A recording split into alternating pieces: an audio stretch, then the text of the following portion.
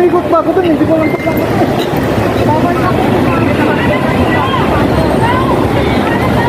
Halika dito.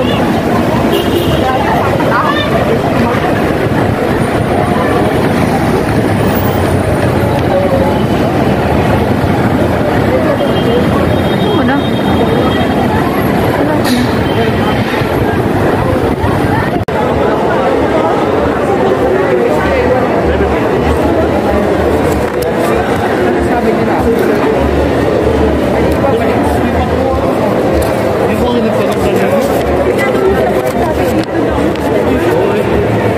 May karatula po kami. Pero yung pa, ang tataas. Oo, kaya nung ano. Kasi yung pangalawa niya, yung pinag-concentrate niya na mababa. Hindi ko ganun yung baba.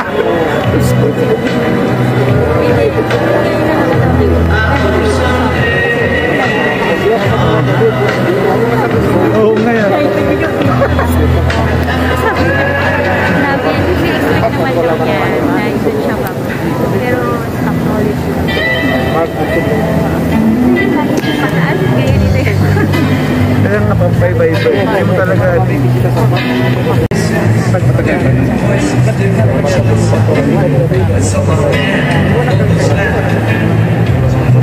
mamaya bibili ako. Kasi mamaya yung rado. Bibili ako.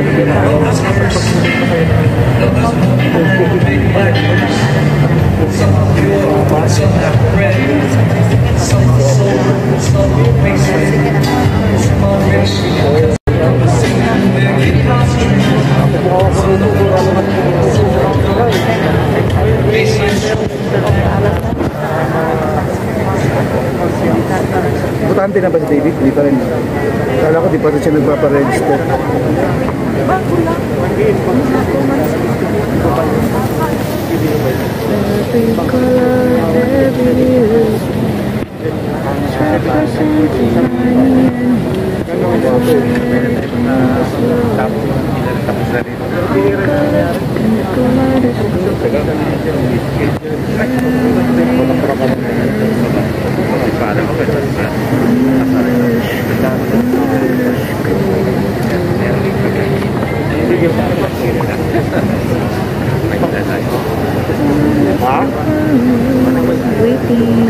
Continue to observe social distancing. Wear your masks inside the venue at all times. Please observe proper hygiene. Hand sanitizing stations are placed in strategic areas of the venues. May we also inform all inductees to put all your mobile phones on silent mode and refrain from using them during the entirety of the ceremony. Our session will commence shortly. Thank you.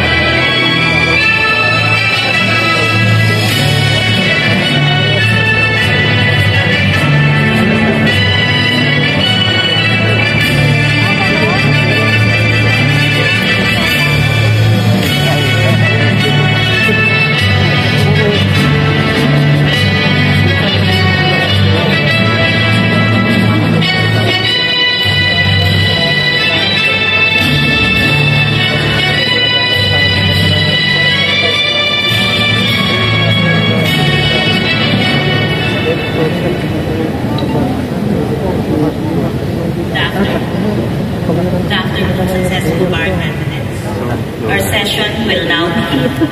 May I ask everyone to please settle down.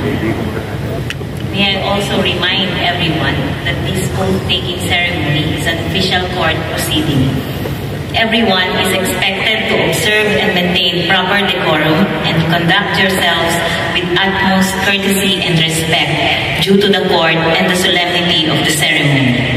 No attendee should exhibit any improper, unwarranted, offensive, or untoward behavior affecting or disrupting the proceedings. All cellular phones should be turned off or put on silent or airplane mode. Those who would be caught using cellular phones or those who fail to put their cellular phones on silent mode will be escorted out of the venue and will not be allowed to take their oath. Thank you. We shall now begin the oath-taking ceremonies.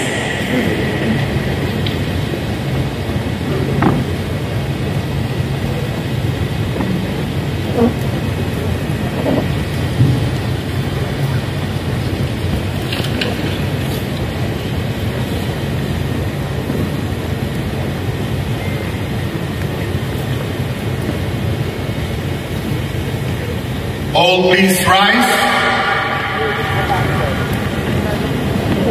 The Honorable, the Chief Justice of the Philippines and the Associate Justices of the Supreme Court of the Philippines. Hear ye, hear ye, hear ye.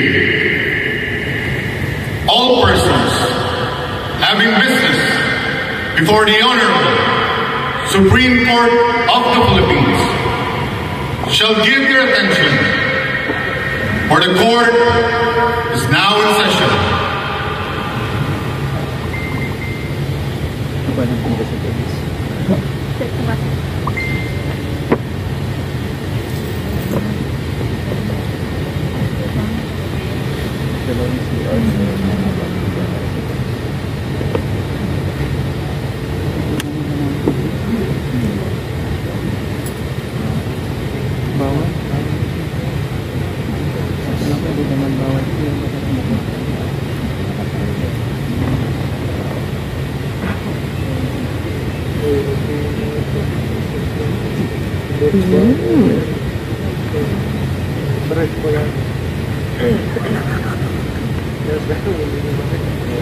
Please remain standing for the Philippine National Anthem.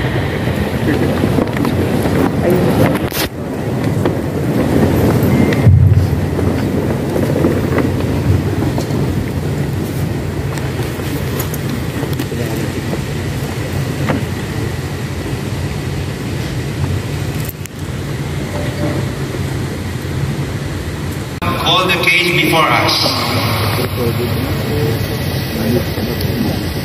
Special en banc session is bar matter number 3490, the oath-taking ceremonies for the successful 2020-2021 bar candidates. Your Honors, ladies and gentlemen, the 2020-2021 bar chairperson, the Honorable Associate Justice Mario Victor F. Leonel.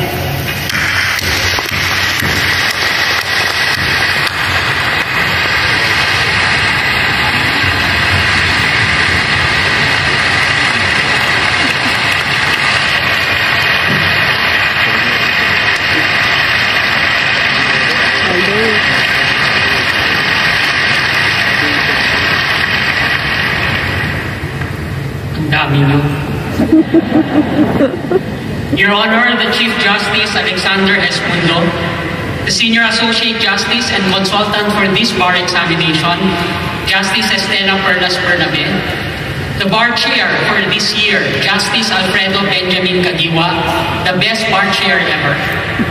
Incoming Bar Chair for the 2023 Bar Examination, Justice Ramon Paul Hernando, Justice Ami Lazaro Javier, Justice Henry John Paul Inting, Justice Rodil Sarameda, Justice Mario Lopez, Justice Samuel Garland, Justice Ricardo Rosario, Justice Joseph Lopez, Justice Japar Dimampao, Justice Jose Maidas Marquez, Justice Antonio Co. May it please the court. With your leave, your honors, before I make the motion, I wish to address first the successful bar passers. In Bar Bulletin number 25, I inserted an opening poem which best encapsulates what we intended to achieve this bar examination. I know you know it by heart, but let me just articulate the words once more. The shift. I am not teaching my girl to rise above the rest. I am teaching her to rise with them. I am not teaching her to compare or compete. I am teaching her to complement and complete. I am not teaching her to be better than her peers. I am teaching her to better her peers. I am not teaching her to stand out from other girls. I am teaching her to stand with other girls. Do you see the difference? One changes the girl, the other changes the world. Let us work together to shift the narrative. Let us work together to shift the world. This is Merly from her book, Raise Her Wild. You did it. You have changed your narrative. Together, we too have changed the narrative for the bar examinations, and hopefully with that, you have contributed to changing the narrative of what is possible with this court and, of course, this country. It is true that we should own responsibility for what we achieve in our lifetimes, but it is likewise true that we do not all come from the same starting points.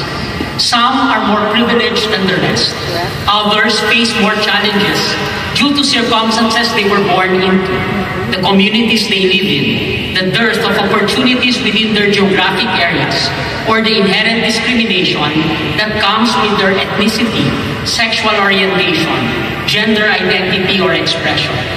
Understanding this is basic to understanding inequality and injustice, and more so, to finding the normative means to grant just rewards. Equity, efficiency, reasonableness of the minimum required to become a lawyer, all while maintaining the rigor of the bar examinations, those were our goals for this round of reforms. Digitalization, local testing centers, inclusivity, a grading system that privileges achievement rather than competition, gender inclusivity in the application process, gender fair questions, honor codes, followed by strictly followed syllabus, and a focus on the canonical provisions and jurisprudence. These were the actual reforms introduced these bar examinations done during a pandemic, 3 waves of COVID-19 virus, total and partial lockdowns globally and nationally, and a typhoon that ravaged the Visayas. I acknowledge the extraordinary difficulties that you have all experienced, the long nights, the uncertainty, the voluntary isolation, the reviews, and study groups through Zoom, the 32 bar bulletins, bar class, then bar class, then bar class again.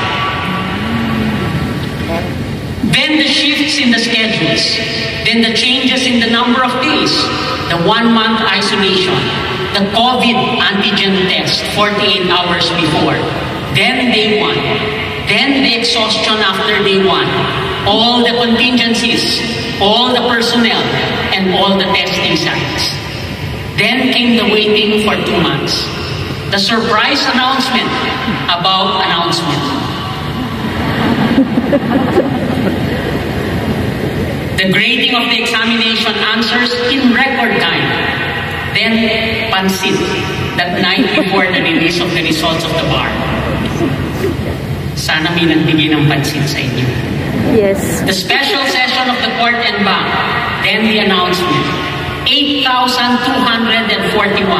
72.28, exemplary passers, excellent passers, the ranking of law schools. Of course, there was Twitter, the hashtag barchairlionen@gmail.com. Then the values, compassion rather than competition, honor and excellence, perseverance, doing justice, serving our people. Thus, here you are, about to take the lawyer's oath before the entire court en banc unanimously. It was not easy for you. The bar examination maintained its rigor. You went through difficulties which no other lawyer in this country had gone through to take their bar examination. Let me repeat that. You went through difficulties which no other lawyer in this jurisdiction had ever had to go through, not even during the World War. Yet you persevered. Yet you conquered. It was not easy also for us, but we too overcame. We faced all the challenges, installed a number of new procedures and protocols through patience, perseverance, creativity, and through massive collective effort of this court, along with all its court personnel. With leave of the Chief Justice, the Senior Associate Justice, and my esteemed colleagues, in view of the revolutionary nature of what we have just been through, I ask for leave to acknowledge many of those who have contributed to these efforts. I start with those who have stood with us and kept their faith in our ability to surmount our challenges. I refer to all our loved ones, our friends, our professors, our deans, the profession who took time to provide their support through various organizations, the ayuda that was sent to all of you, the barista, the security personnel who allowed examinees to keep those long nights, the Grab drivers that delivered your food through the pandemic, the hopeful significant other who sent you ayuda likewise, those who ghosted you along the way because I said, bar muna bago jowa. And many others who can only remain unnamed in these ceremonies but will forever be remembered by all of you, the examinees. To honor them, I ask the bar examinees to now stand up and give your loved ones and colleagues who have been with you throughout this difficult journey a rousing and heartfelt standing ovation.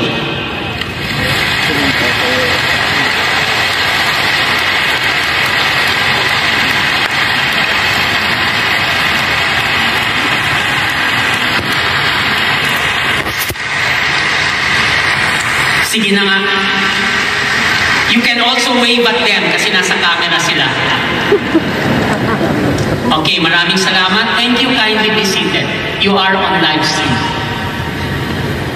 Grabe si Justice. We explored the possibility of regional bar examinations immediately when I assumed the position of bar chair in December 2019. This was inspired by many proposals in the past.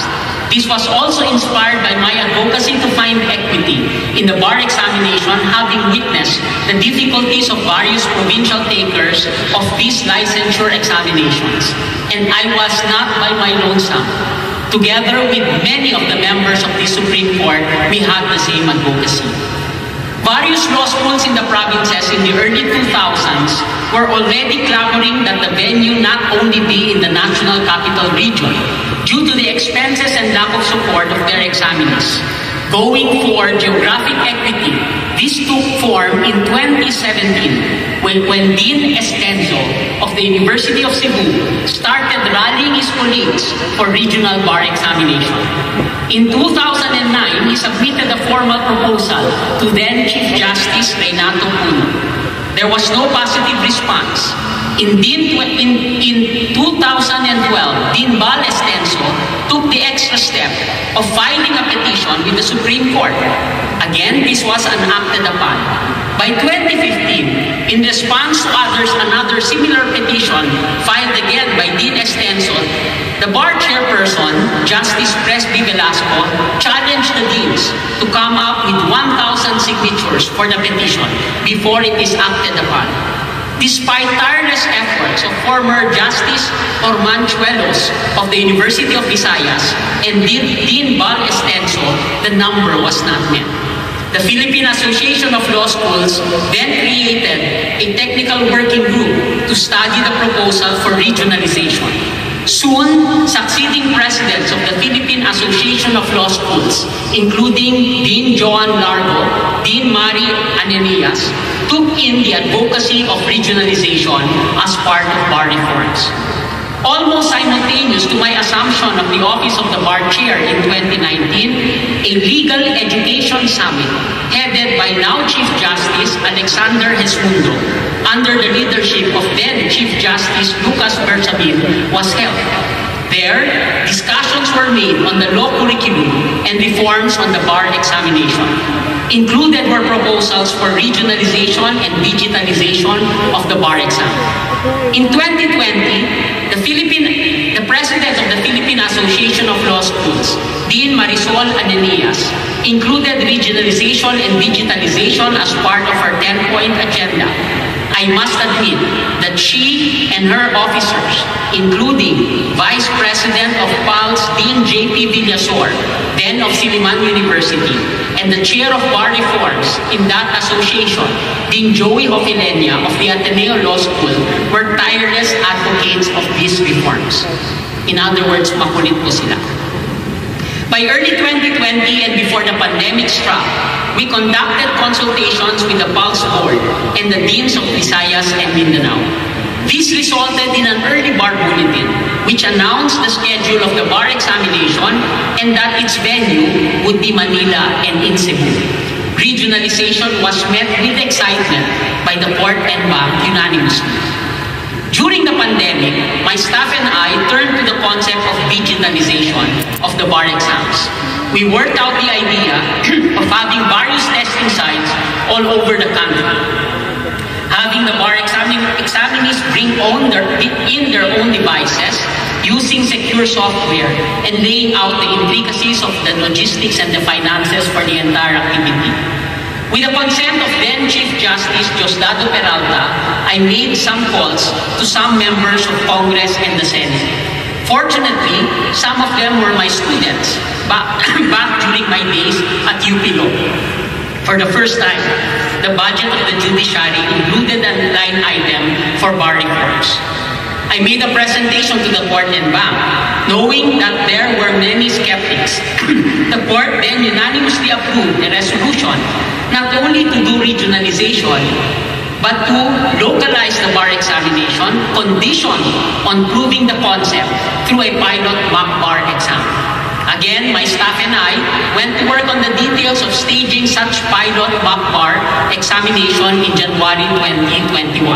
The Office of the Bar Confidant was always our steady partner. After procurement, we worked with the staff of ExamSoft, went through their training programs, and then designed our own for the area team leaders, venue coordinators, tech teams, proctors, security personnel, and others. We also enabled our area team leaders to start the process of coordinating with the local government units regarding health protocols, security, and other issues.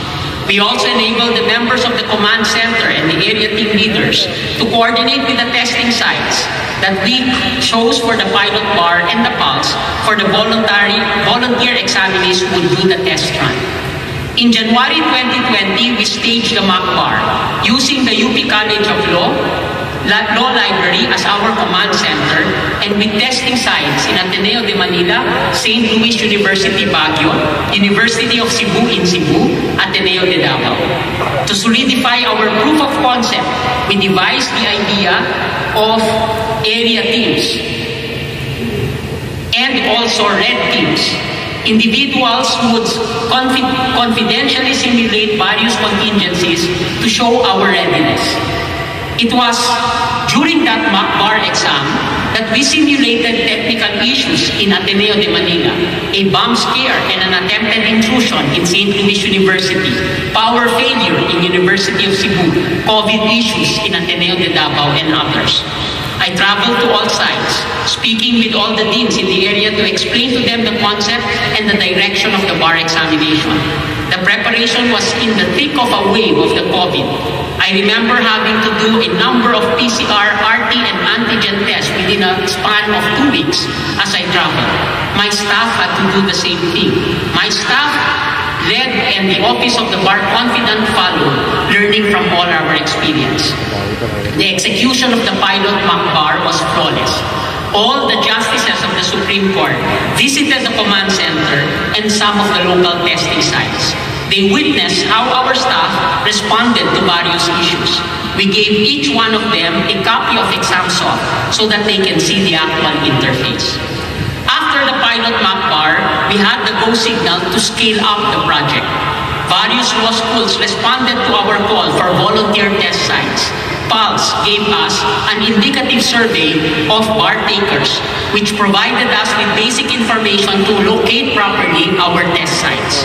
We coordinated with the IATF, the Philippine National Police, the Armed Forces of the Philippines, both with the Army, the Marines, and the Air Force for the potential use of their choppers, among others.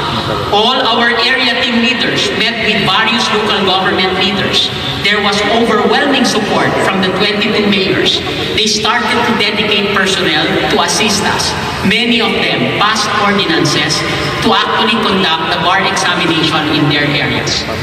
To ensure coordination of security in various jurisdictions, we took in General Jigs Coronel as our security consultant.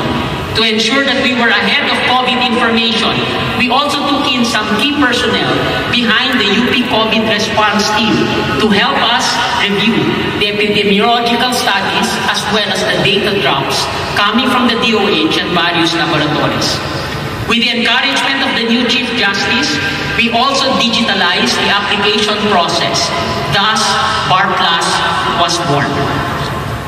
Throughout this process, the bar operations team within my chamber, working with various units of the Supreme Court, including the Office of the Bar Confidant, perfected our protocols. We invited and the other justices overwhelmingly responded for their personnel to embed with us. Many of the personnel recommended by the various next bar chairs were appointed as either assistant team leaders, venue coordinators, or even tech heads in order to show a seamless transition to the next bar exams. The meetings of our core bar team in my chambers was always in the presence of staff from Justice Kagiwa's chamber and also from the Office of the Chief Justice. Training of personnel proceeded intensely. Recruitment with the Office of the Bar Confidant for various personnel happened to serve in various centers. The rest is history. 29 testing sites, 22 local government units, a mobilization of almost 7,000 conducting an almost flawless, locally situated digital bar examination, the first in history. There are many who would claim that all these were their idea. The truth is, like all historical waypoints, it is always a massive collective effort. It is not only the bar chair that was responsible for this success. There are a lot of individuals who worked in the background, who evolved the concept to its concrete fruition. So to honor them, I want to introduce them to all of you. From the command center, let me introduce to you the following individuals in quick order. My judicial staff head, Attorney Carla Ferrer Messina. Our operations head, Attorney Ruby Teresa Alberto. The head of my academics team, Attorney Luis Jose Jeronimo. The head of my technical team overall, Attorney Rachel Angeli Miranda, herself a bar top-notcher. ACADS and tech members, Attorney Christopher Edward Nuevo and Mr. Arian Christian Tapao. To coordinate with finance and logistics, Ms. Sandra May Casal Rapatan, who worked with Attorney Kari Kunanan and Attorney Cora of our FMDO. Finance and procurement, Attorney Beck Tiangco, and bar chair support staff, my executive assistants, Ms. Stephanie Noto Aylonon and Ms. Katrina Nagunda. The command center was located at the UP Law Complex, specifically at the UP College of Law Library, with free coffee. This was made possible through partnership with the University of the Philippines. Again, thank you, Dean Carlo Bistan, UP Chancellor Fidel Menenzo, and UP President and former UP Law Dean Danilo Concepcion. They are with us today. And let me recognize the testing sites as I call them. As I call the testing sites, may ask the dean, the area team leader, the assistant team leader, and the venue coordinator to kindly stand up and just acknowledge the names of their schools. Mindanao State University, General Santos Campus, General Santos City. Thank you, Dean. Ateneo de Davao University, Senior High School Campus, Davao City. Thank you, Dean Manny. Mindanao State University, Iligan Institute of Technology, Iligan City. Thank you, Dean. Xavier University, Ateneo de Cagayan, College of Law, Cagayan de Oro City.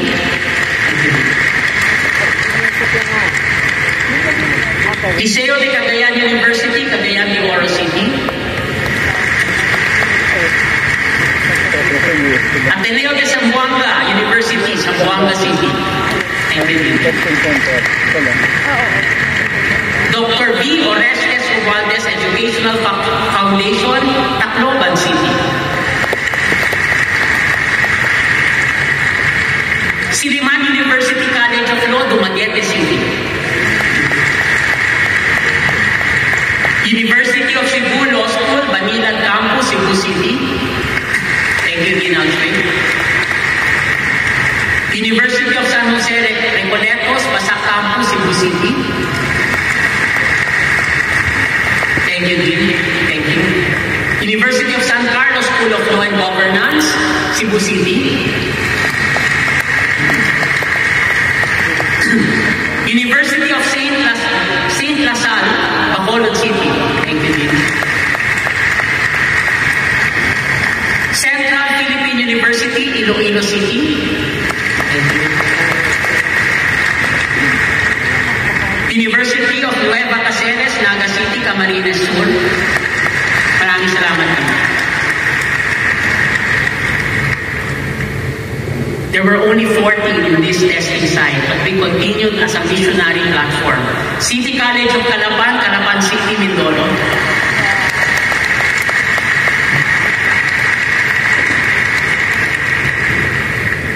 Nagka-girlfriend yung team leader namin dito.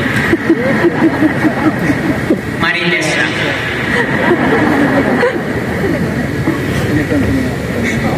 Hindi mo na pwede nilawan. Hiwa na yan. De La Salle University, Lipa, City, Batangas. Thank you, Dean. Thank you, Dean. St. Louis University, Baguio City. Thank you, Dean Christine. Cagayan State University College of Law, Tuguegarao City, Cagayan. Thank you. Thank you. St. Mary's University College of Law, Bayumbong, Nueva Vizcaya. Thank you. St. Louis College, San Fernando, La Union.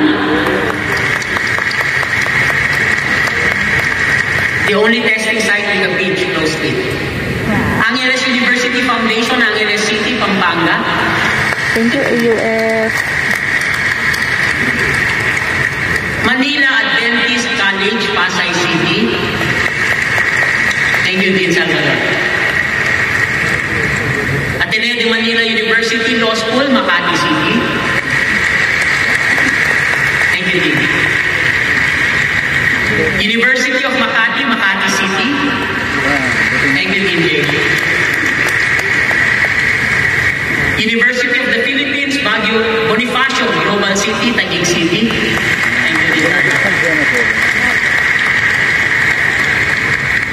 De La Salle University in Taft, Manila City.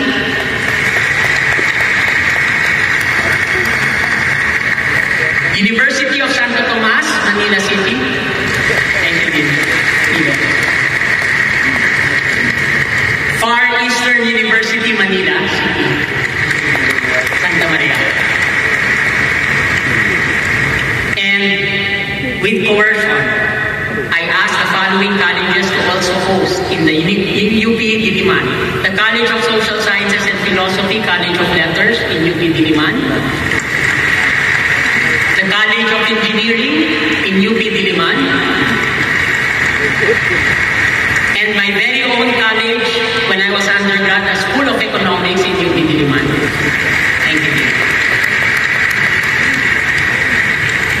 Each one of them will be awarded a historical marker by no less than the Chief Justice.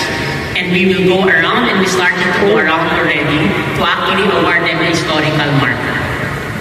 And from the Supreme Court, I'd like to thank these special individuals, the FMBO, Fiscal Management and Budget Office that released the funds approved by the Court and Bank, Attorney Corazon G. Ferrer Flores, Cora. The Office of Administrative Services, Attorney Maria Karina M. Cunanan, Attorney Kari, salamat Kari. Office of Chief Attorney, Attorney Mario Victoria Greorestri Guevara, Gleo. The Office of the Bar Confidant, the Office of the Court Administrator and Assistant Court Administrators and Deputy Court Administrators, the Management Information Systems Office, the Supreme Court Medical and Dental Services, the Painting Services, of course, and the Maintenance Services. All of them contributed to assist us. Also, some special consultants. I just want to mention the special consultant to the Bar Chair, Senior Associate Justice Estela Perlas Bernal.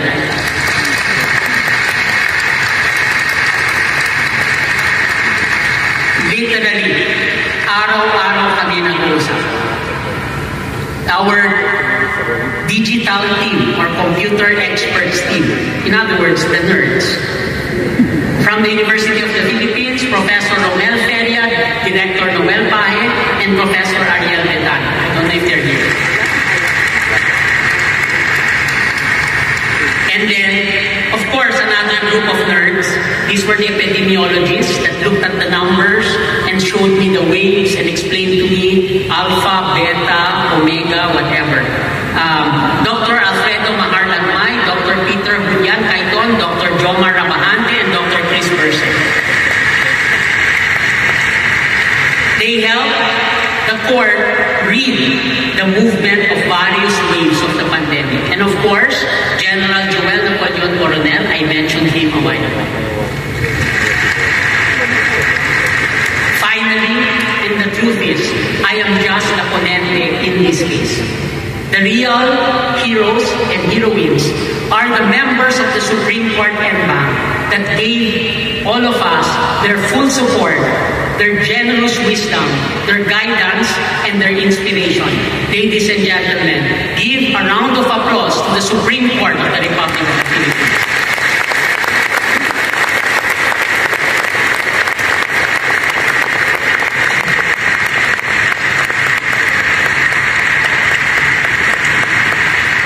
Your Bar Chair spoke with each one of them individually through several rounds of proposals, by groups, and then by the Court and Bank. Many had made suggestions. There was actually one who said, "Pag mo idikit yung 2 araw, hindi kaya ng bar examinees." Pinag-isipan ko mabuti. Tapos, binigyan ko lang kayo ng 1 araw. Nakinig naman ako, di ba? On the academic side, I take full responsibility for the final content and form of the questions. But Bar Bulletin number 25 guided the bar examiners that I recruited as they proposed questions and did the grading. In the end, however, as per tradition, it is the Bar Chair who crafted the final questions, known only to me until it was made first public when you inputted the passwords to take your examinations. Allow me to introduce to you this extraordinary set of women and men who also did history. They did the first ever digital grading of 11,402 answer sets in record time, less than 8 weeks. May dagdag na 1 or 2 days yung isa o dalawa. I had various conversations with them throughout the past 2 years. These conversations gathered intensity the nights before the bar exam and certainly during the period of grading. One examiner actually called me just to say, "Why are you doing this to me?" Sino? Saka ko nga sabihin. She knows who she is. They went through the tutorials for digital grading with flying colors. They started with not knowing the platform, and my chamber provided 24/7 tech support. I have briefed them that by tradition, they will know whether they are appreciated by the level of applause that they will get today. Now is your time to grade them with your applause.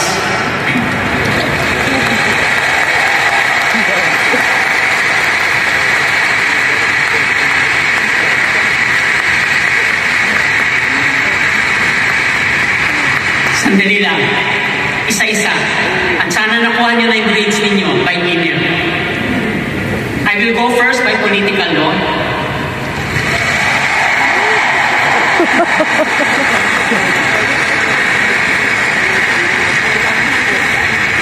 Yung mga tax professors, kabahan na kayo. But for political law, we have one of two regional examiners for the first time ever in the history of the court. Because of digitalization, we were able to recruit experts from outside Metro Manila. She teaches at the St. Louis University in Baguio, Professor Lulu Reyes.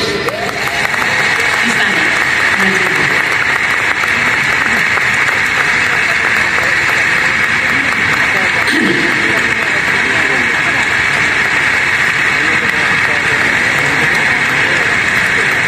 Former Dean of the MLQU School of Law with a master's degree, still a professor of a lot of constitutional and political law subjects, former Dean Wendy Gresha Tibet.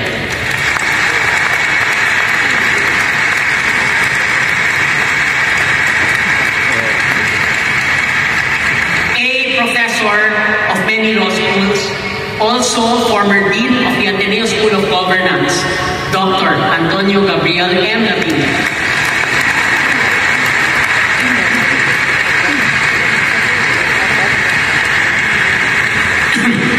Labor.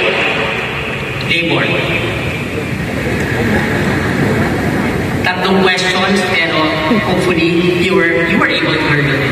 The youngest ever bar chair in the history of the judiciary. One, who at this young age have achieved as much. Formerly of the Office of the President, now a Commissioner of the National Police Commission, Attorney Ricardo P. Bernabe III.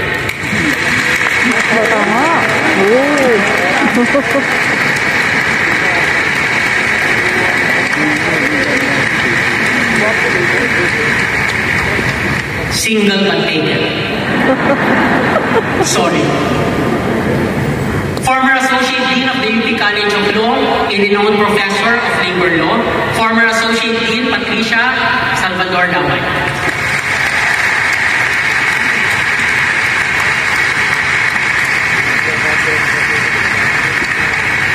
An intense labor advocate, but still a professor of labor law with a master's degree from Yale Law School, Professor Evelyn Leon Dibata.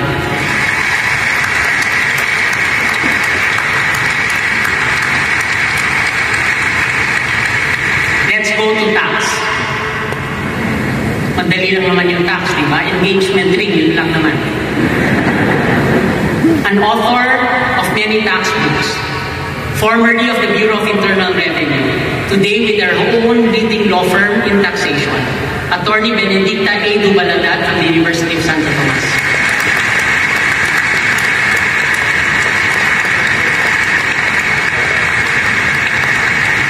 Also a professor of tax law, and now the department head of tax in CICIP Salazar, Attorney Karina Sila Fortesa.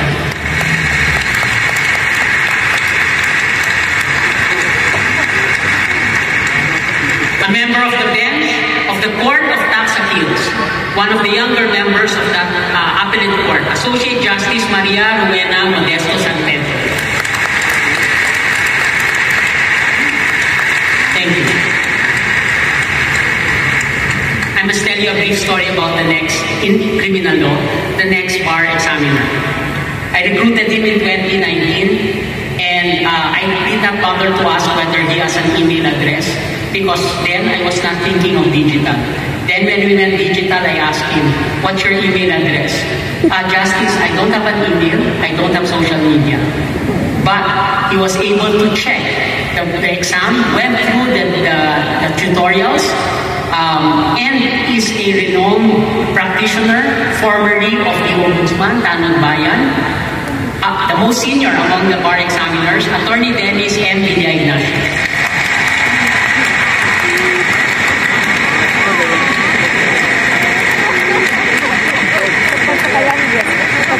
Grabe po siya. Inaral niya mag-computer para sa inyo.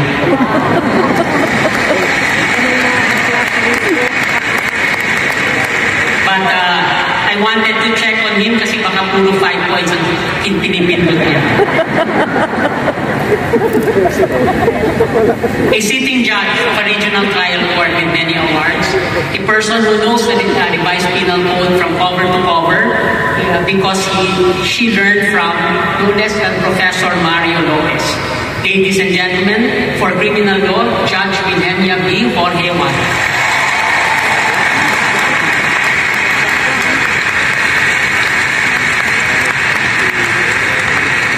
Also a renowned practitioner of criminal law. I think she has the record of the most convicted for kidnap, for ransom, etc. Also a partner of her own law firm, Professor Sandra Maria G. Olaso Coronel.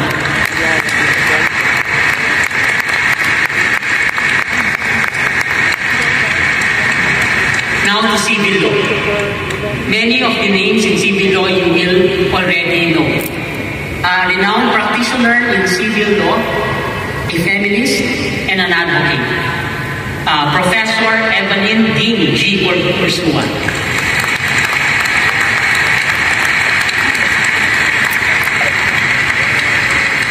Former Dean of Pamantasan ng Luzon ng Maynila Law School, former Dean of Universidad de Manila, former President of the Philippine Association of Law Schools, Dean Marisol D.L. Ananias. Civil law.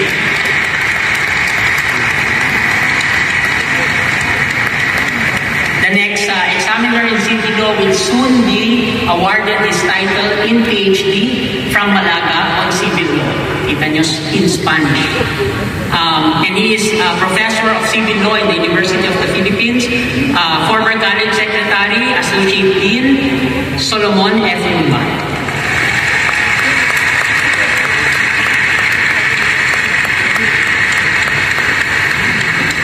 Commercial law.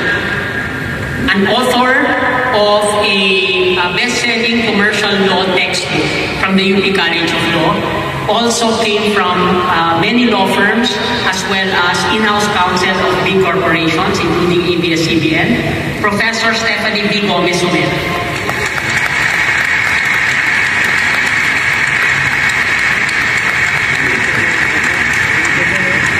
Former and retired partner of QTE, also of Baker & McKenzie, an international partner of that large law firm.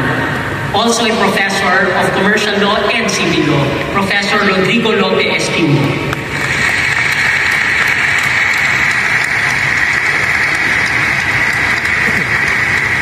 A former dean of a prestigious law school, also a renowned professor of commercial law, also an author of a best-selling textbook. Former Dean Cesar Villanueva of the Ateneo Law School.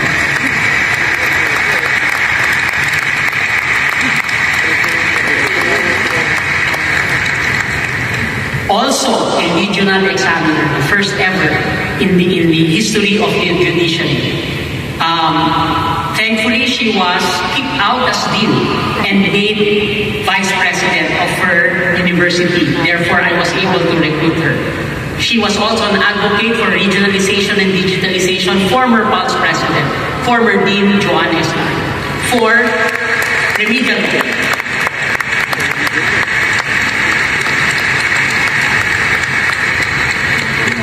One of the kindest justices of the Court of Appeals, one of marami sila. But also practiced lucratively before he joined the Court of Appeals, sacrificing the lucrative practice to be able to serve the people. An expert in remedial law, Associate Justice Pablito A. Perez.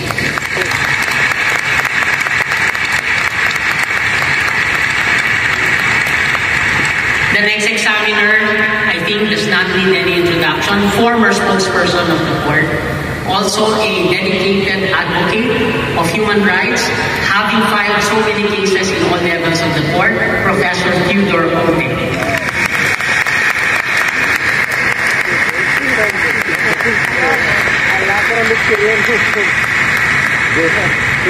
When I chose examiners for legal ethics, I had to keep in mind the most ethical individuals that I know. And certainly, this first one, I know to be the most ethical. She has been my conscience throughout my entire career. She is also the partner of her own law firm, Attorney Maria Teresa San Pablo Yamato.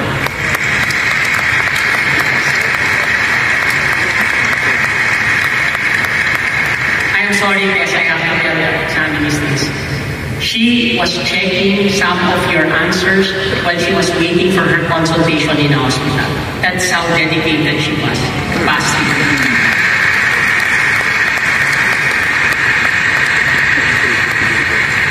The next legal ethics examiner is a summa cum laude graduate of philosophy of the University of the Philippines, now finishing up her Doctor of Philosophy in Philosophy. Si Pinyan. She also came from the private sector, working with Procter & Gamble for a time, and also the former president of Pag-ibig Fund, which she reformed totally, Professor Darlene Marie Verberati.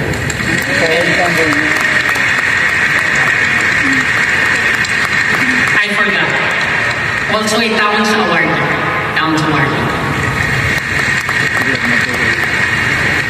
One of our own, the second most senior justice of the Court of Appeals. One with such long experience that she imparts wisdom for her colleagues. Associate Justice Fernanda C. Dampas Peralta.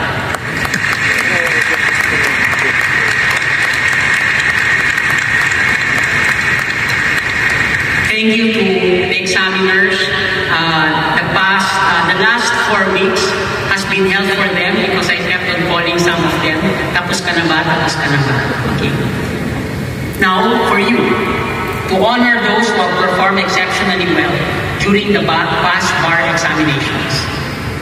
There were 761 successful candidates with exemplary performance, comprising 6.67% of all takers and 9.23% of all successful candidates or passers. These are those that achieve a grade of 85 to 90%. May I ask them to stand up to be recognized.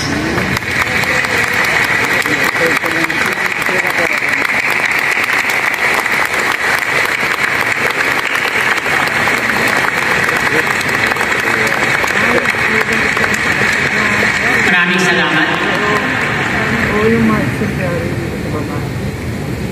There were 14 successful candidates with excellent performance, comprising 22% of all takers and 1.7% of all successful candidates. Excellent consists of those that have garnered an average of more than 90%. There were only 14 of them. May I ask them all to stand up.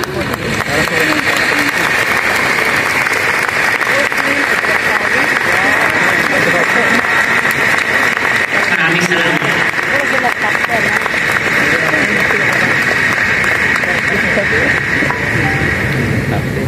Now, to acknowledge the law schools, as I call you to be acknowledged, can I ask the Dean to stand up? 6 of 27 schools had a passing rate of 100% for first-time takers in Group 4. Balik Colleges Law School is the team here. Batangas State University. Rizal Memorial Colleges. Congratulations, team. Tabaco College, College of Law. University of Makati. Western Leyte College. 7 of 61 schools among the Category 3 This is 50 to 100 takers. 10 to 50 first-time takers in alphabetical order tungo sa inyong hangaring makarating kung saan kayo naroroon ngayon. Karapat dapat lamang na ipagdiwang natin ang inyong tagumpay. Hindi biro ang pinagdaanan ninyo. Tandaanan sana ninyo na may mga kasama kayo na hindi pinagpala kayo. Sana sa mga susunod na araw, matulungan din ninyo sila. Kasama natin sila. Naging motto na po natin hanggat maaari walang iwanan. Ngunit sabi nga ng nakakarami pagkatapos ng inyong mga pagdiriwang, kailangan mag-move on. Tandaan ninyo na ang mga titulo ay titulo lamang. Kayo ang magbibigay ng kahulugan para sa inyong bagong kakayahan. Huwag niyong iwala ang inyong pagkatao. Tandaan din ninyo na dakila ang mga lahing Pilipino. Sa mga manlulupig at mapang-abuso, dayuhan man o hindi, ipinamalas at ipapamalas natin na hindi tayo mauubusan ng lakas upang maging patas-patas tayo sa lipunan at kailanman ay hindi magpapasa ilalim ng mga dayuhan. Hanggang ngayon, taksulok ang hugis ng ating lipunan. Ang nakararami ay nasa ibaba. Dito natin makikita ang mga ginugutom, pinapalabot, pinagsasamantalahan, pinahihirapan ng mga sistema ng ating lipunan at ang mga talamak sa kanilang kapangyarihan. Dito natin makikilala ang mga uhaw sa katarungan. Sila higit sa lahat ang tinutukoy natin sa bawat bitaw natin ng mga katagang serve the people.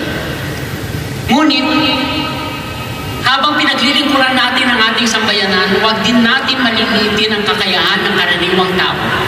Huwag magkamaling maliitin ang kanilang kakayahang gumawa at ipagtanggol ang kanilang sarili sa harap ng pang-aabuso at pang-aapi ng mga nagkukunwaring naghaharing huli. Gamitin ang mga titulo ginawag sa inyo, maging kabahagi ng mapagpalayang kasaysayan. Huwag isangga ang inyong kaluluwa sa mga pansariling bagay. Huwag maging kasangkapan na mapang-api. Makiramay sa nakakarami. Bigyan lakas ang kanilang boses. Maging katuwang ng nakararaming naghihikahos sa ilalim ng tatsulok at laylayan ng ating lipunan. Tulong ang hini-hini sa inyo. Ngunit tayo'y mga katuwang lamang. Hindi lang mga leader, hindi lang mga politiko, at lalong hindi lang mga huwes ang magpapalaya sa atin. Sabihin sa nakakarami, walang tunay na magpapalaya sa atin kung hindi tayo mismo. Walang tunay na magpapalaya sa atin kung hindi tayo mismo. Uulitin ko para sa ating sambayanan, hindi leader, hindi politiko, hindi huwes. Wala pong ibang magpapalaya sa atin kung hindi tayo mismo. Ito po ang tinatawag natin na empowerment. Sa gitna ng karumal-dumal na hindi pagkapantay-pantay at pang-abuso, sana'y maiukit sa inyong pandinig ang mga katagang ito. Kung hindi tayo kikilos, sino ang kikilos? Kung hindi ngayon, kailan pa? Higit sa ating mga sarili, paglingkuran natin ang ating sambayanan ng buong busay, giting at tapang. Ngunit nakaukit sa tadhana, hindi nakaukit sa tadhana ang ating kinabukasan.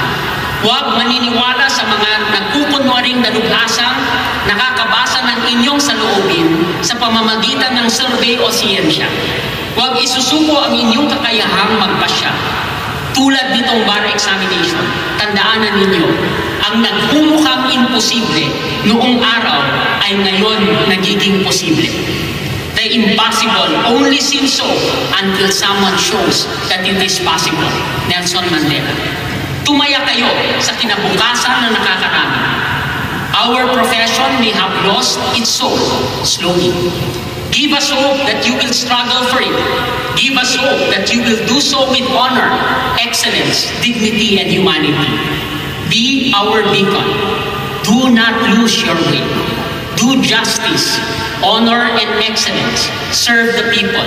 Better, be better than us. Finally, what you have been waiting for.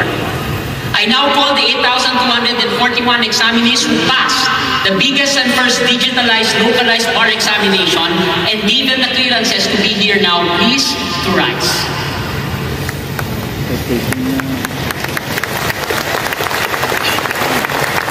Rise. Your Honor, the Chief Justice of the Republic of the Philippines, the Senior Associate Justice, and my esteemed colleagues, it is with unsurpassed pride that I ask for your leave so I can move as the longest-serving bar chair during this past crisis and in this history of this court for the bar examination 2020 and 2021 pursuant to Section 17, 18, and 19 of Rule 138 of the Rules of Court and all relevant and applicable resolutions of the Supreme Court, that these successful bar examinees whose names are certified by the Office of the Bar Chair and the officer in charge of the Office of the Bar Confidant, and who are now before you, be admitted to the Philippine Bar with all its honors, its privileges, and its responsibilities. Further, I pray that they be administered their oath of lawyers and that their names be accordingly entered into the sacred rolls of attorneys of this honorable court. I so pray, Your Honors.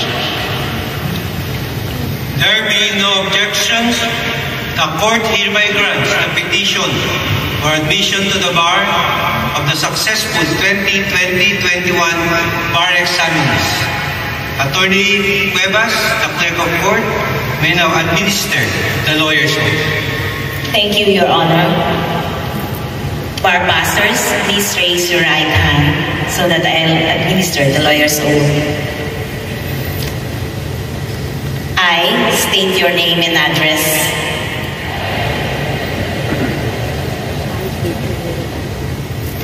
Do solemnly swear that I will maintain allegiance to the Republic of the Philippines. I will support the Constitution and obey the laws as well as the legal orders of the duly constituted authorities therein.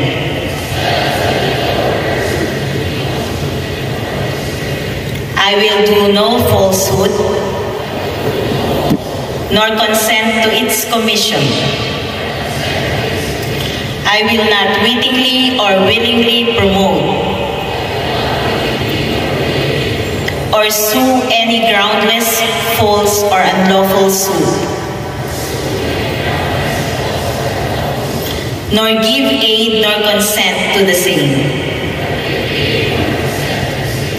I will not delay any man's cause for money or malice,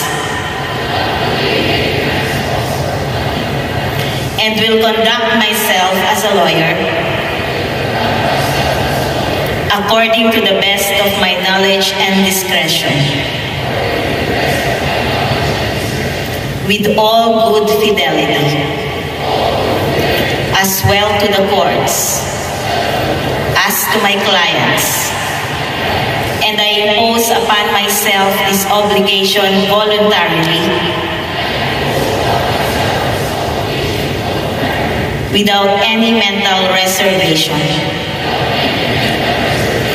or purpose of evasion. So help you God. Congratulations to the new lawyers.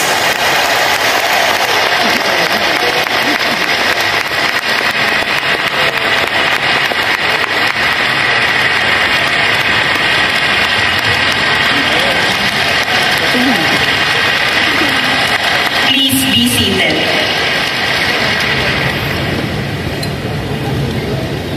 May it please the court, before the inspirational address, we call on the St. Louis University Glee Club to render us two songs chosen by